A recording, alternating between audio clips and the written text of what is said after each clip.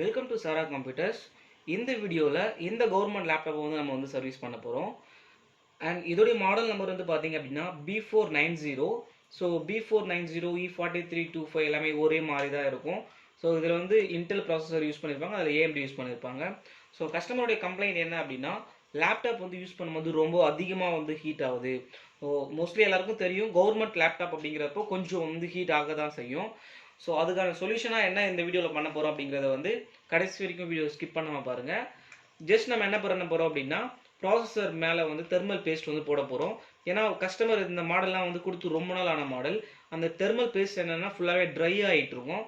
So அதனால் processor மேலே thermal paste தான் வந்து போட போகிறோம். இந்த லேப்டாப்போடைய டிஸ்அசம்பிளிங் வீடியோ வந்து நம்ம யூடியூப் சேனலில் ஆல்ரெடி நம்ம வந்து போட்டிருக்கோம், எப்படி கழட்டுறது அப்படின்ட்டு. ஸோ ரொம்பவுமே ஒரு சிம்பிளான ஸ்டெப்பு தான், ஈஸியாக வந்து இந்த லேப்டாப் வந்து கழட்ட முடியும். அண்ட் நீங்கள் ப்ரொஃபஷனலாக சர்வீஸ் பண்ணணும் அப்படின்னா, நீங்கள் எப்படி டிஸ்அசம்பிள் பண்ணுறீங்களோ அதே மாதிரி அசம்பிள் பண்ணி கஸ்டமருக்கு கொடுக்கணும். எந்த ஒரு ஸ்க்ரூவையும் வந்து மிஸ் பண்ணிடாதீங்க.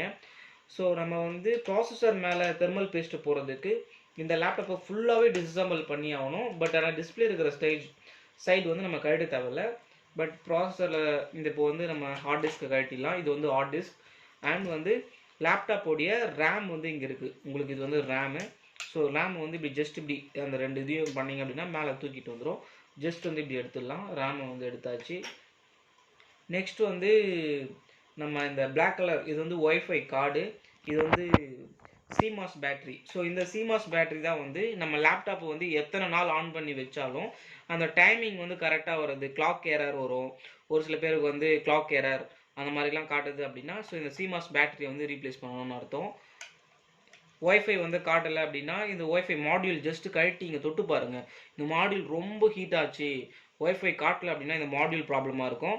ஸோ இந்த லேப்டாப்பில் அந்த ப்ராப்ளமாக இல்லை. ஜஸ்ட் வந்து டிஸ்அசம்பிள் பண்ணும்போது ஜென்ரலாக வந்து உங்களுக்கு சொல்ல வேண்டிய இன்ஃபர்மேஷன்ஸை வந்து சொல்கிறோம். அண்ட் இன்னும் நம்ம யூடியூப் சேனல் நீங்கள் சப்ஸ்கிரைப் பண்ணலை அப்படின்னா கீழே இருக்கிற பட்டன் அழுத்தி சப்ஸ்கிரைப் பண்ணிக்கோங்க. கூடவே வர பெல் ஐக்கனை கிளிக் பண்ணிக்கோங்க. எல்லா ஸ்க்ரூஸையும் நம்ம பத்திரமா இதில் போட்டு வச்சுப்போம், எந்த ஒரு ஸ்க்ரூவையும் மிஸ் பண்ண தேவையில்லை.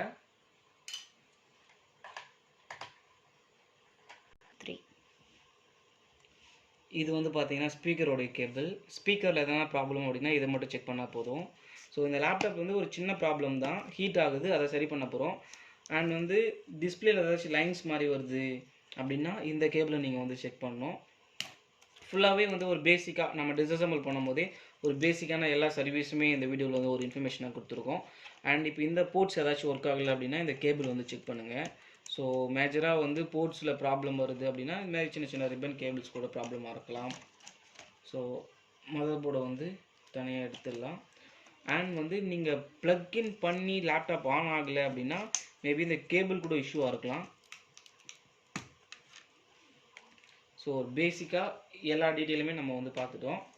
அண்ட் இதுதான் நம்மளுடைய ப்ராசஸர். இங்கே தான் நம்ம வந்து என்ன பண்ண போகிறோம் அப்படின்னா தெர்மல் பேஸ்ட் வந்து போட போகிறோம். ப்ராசஸரை நீங்கள் வந்து ஜஸ்ட் வந்து போர்டு வந்து இது எந்த ஒரு ப்ராப்ளமும் இல்லாத போர்டு, நீங்கள் உங்களுடைய நார்மல் ஹேண்டால் இந்த பிசிபிஎஸை வந்து டச் பண்ணக்கூடாது. ஸோ பிசிபியில் வந்து எலக்ட்ரிக் சார்ஜ் வந்து டிஸ்சார்ஜ் ஆகிடுச்சு அப்படின்னா மேபி போர்டு வந்து டெட் ஆக கூட சான்சஸ் இருக்குது. ஸோ மோஸ்ட்லி வந்து க்ளோ போட்டுட்டு இந்த மாதிரி பிசிபி ஒர்க்கை டச் பண்ணும்போது பண்ணுங்கள். இப்போ நம்ம என்ன பண்ண போகிறோம் அப்படின்னா இந்த ஸ்க்ரூஸ் மட்டும் ரிமூவ் பண்ண போகிறோம்.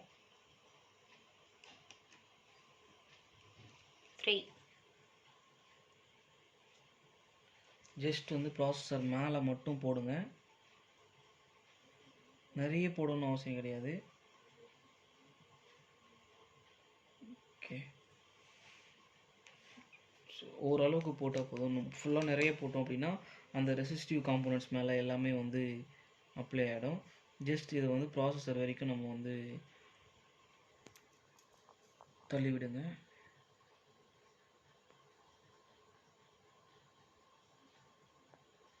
ஜஸ்ட் நான் ப்ராசஸரை வந்து டச்சே பண்ணல, அந்த லிக்விடை மட்டும்தான் வந்து ஃபுல்லாக எல்லா இடத்துலையுமே அப்ளை ஆகிற மாதிரி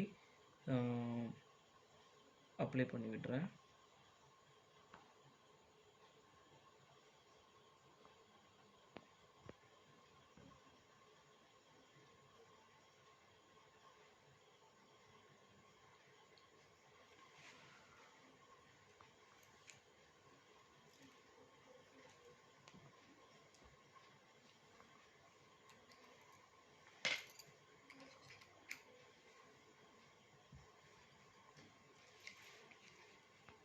நெக்ஸ்ட் வந்து இந்த ஸ்க்ரூவை வந்து டைட் பண்ணும்போது கிராஸ் செக்ஷனாக டைட் பண்ணணும். பார்த்தீங்கன்னா இங்கே 1 கொடுத்துருப்பாங்க, இங்கே 2 கொடுத்துருக்காங்க. இதை டைட் பண்ணிவிட்டு இதை டைட் பண்ணணும், இதை டைட் பண்ணிவிட்டு இதை டைட் பண்ணணும். அப்போ தான் இந்த லிக்விட் கரெக்டாக ஈவனாக வந்து ஸ்ப்ரெட் ஆகும். ஸோ இதை வைக்கும் போதும் கரெக்டாக வச்சிடணும்.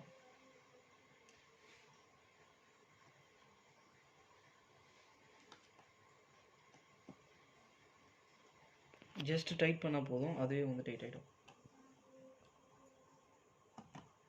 ஓகே, ஒரு நிமிஷம்.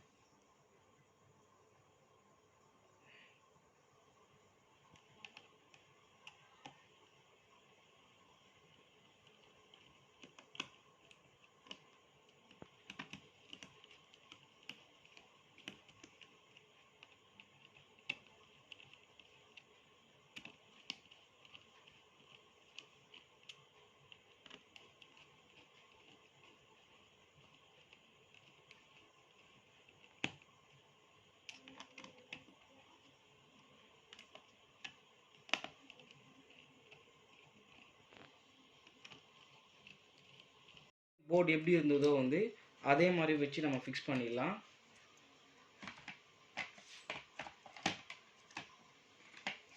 இந்த கேபிள்ஸ் எல்லாமே கரெக்டாக ஃபர்ஸ்ட் இருந்த மாதிரி வந்து கனெக்ட் பண்ணிடுங்க. அண்ட் இதை நம்ம ஃபிக்ஸ் பண்ணுறதுக்கு முன்னாடி பவர் அடாப்டர் வந்து ப்ளக் பண்ணிடலாம். ஸோ இது வந்து ரொம்ப மெயின். ஓகே,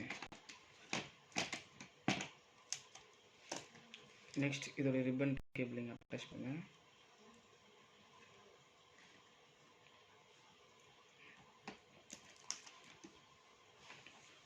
ஸோ இந்த கேபிள்ஸ் எல்லாமே வந்து ஃபர்ஸ்ட் எப்படி இருந்ததோ அதே மாதிரி அசம்பிள் பண்ணிடுங்க. ஸ்பீக்கர் கேபிளையும் கனெக்ட் பண்ணிடலாம். இது வந்து இங்கே ஒரு பென்ட்ரைவ் இருக்கு இல்லையா, அந்த போர்ட் ஒர்க் ஆகிற port, pen drive port, USB board.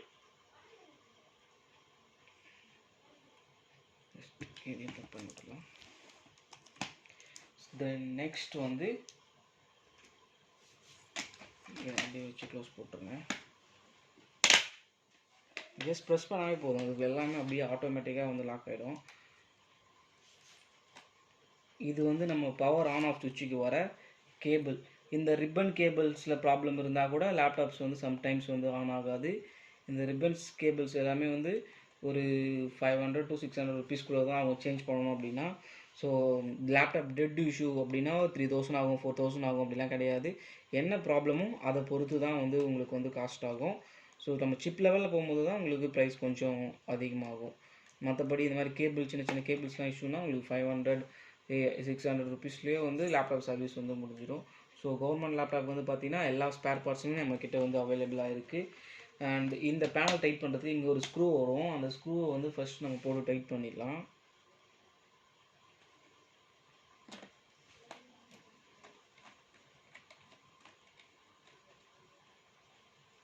Cut. So கம்ப்ளீட்டாக இந்த பிசியில் வந்து கஸ்டமர் சொன்ன ப்ராப்ளம் வரைக்கும் எல்லாமே வந்து சரி பண்ணியாச்சு. ஒன்ஸ் நம்ம வந்து ஓஎஸும் போட்டாச்சு, கஸ்டமருக்கு கொடுக்குறதுக்கு முன்னாடி ஃபுல்லாகவே வந்து நம்ம வந்து என்ன பண்ணியிருக்கோம் அப்படின்னா க்ளீன் பண்ணியிருக்கோம் லேப்டாப்பை ஃபுல்லாகவே வந்து. இப்போ நம்ம என்ன பண்ண போகிறோம் அப்படின்னா ஒரு வாட்டி ஆன் பண்ணி செக் பண்ணிக்கலாம்.